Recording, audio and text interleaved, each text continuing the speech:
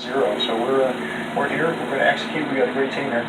How has this shift to the west changed your approach in the past couple of hours? What are you guys doing differently now? Well, we're planning for a much higher surge, much higher winds. We know this is a quick-moving storm, so we don't anticipate like Harvey, where it saturated the ground and stood there for a long time.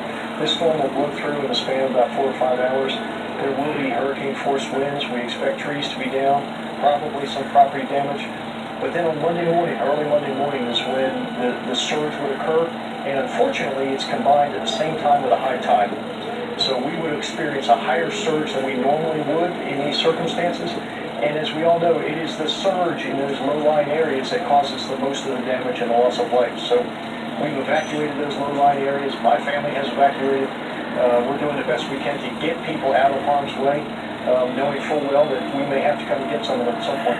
Mr. Mayor, have you ever prepared for a storm of this magnitude? I don't think anybody has. This is bigger than anything we've ever seen before. Now, we've trained hard. We live in Florida. We know this is part of our daily existence. So we prepare all year long for something like this. We learn from Katrina. We learn from Harvey. We learn from every other storm. Now it's time to execute. Now is when people are counting on us. Now we have to go out and do what we have trained to do. Mr. Mayor, we wish you well. Thank you for your time. Liz, I'll send it back to you guys. And Matt, if you can hear me, can I ask you just one quick question? I mean, we've been watching you work tirelessly, obviously in those coastal communities and much of Texas and Houston. What is the sense that you're getting? Are you getting the sense that this is different and that people are not hunkering down and they are out of there? Well, we were just at a hospital 45 minutes south of here, and that hospital was evacuated for the first time in its 65-year history. The hotel that we were initially staying at here in the Tampa area is also now evacuating, so it seems like people are heeding these warnings. We initially landed in Tampa yesterday, and then as the storm started to head towards the east, we started to follow it towards the east. We were up in the Jacksonville area, and then we immediately got the warning to head back west, and so now it seems like there is a greater sense of urgency in this Tampa area that is very prone to these storm surges. Liz. Very prone. All right, Matt Finn with the very latest. Thank you so much. Hang in there. Stay safe. Well, as we just heard from the governor, the storm is already here, especially in places like Miami Beach, and that is where we find our Phil Keating live on the beach. Phil, the governor made the point. The time to evacuate is right now, if not in some places already past. Yet when we had your live camera up a while ago, still a lot of looky-loos, folks out there seeing what selfies they could take. Are these folks just saying we're going to ride out the storm? What's going on down there?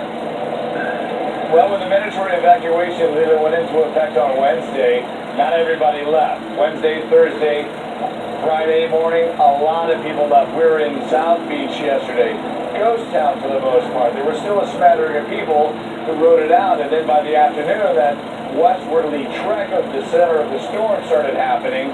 And so this morning, as that continued, people are really, who stay here, are kind of feeling a sense of relief.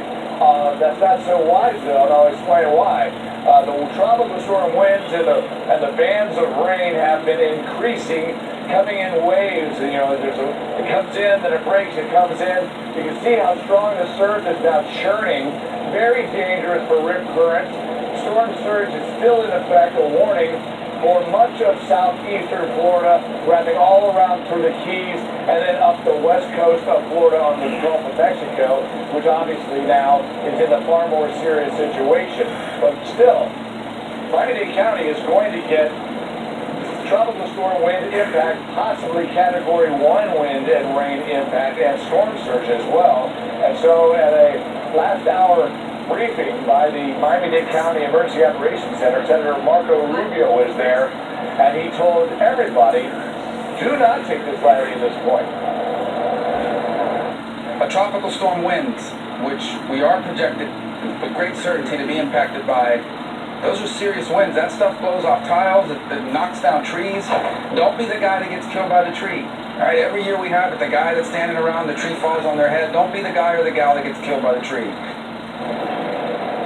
And of course, yesterday up in Davie, Florida, that's in Broward County, just north of where we are, we had our first Irma-related fatality. That was a guy who was 15 feet up on a ladder trying to put shutters up on a second-floor window, lost his balance, fell down, and tragically passed away. If you haven't put up shutters yet and plywood, with winds like this, it's too late. And so that's the word for all of the people on Florida's West Coast right now, especially in the Tampa, Sarasota region. If you've got some downtime and the winds aren't that bad right now, get out and finish putting up your shutters. It's a strange week. For most of the week, it was all about the center and eye of the storm going right up through Miami, Fort Lauderdale, West Palm Beach, up to Daytona and Jacksonville. And now suddenly the west coast of the state is looking to have the exact same effect of the eye going straight up the west coastline, south to north. So, friends of my wife, who have 3 little kids, they drove and evacuated to Tampa several days ago. Now they are packing out of their hotel room to get back in their car and drive back to Miami now that they see this threat has turned far more serious for Florida's west coast.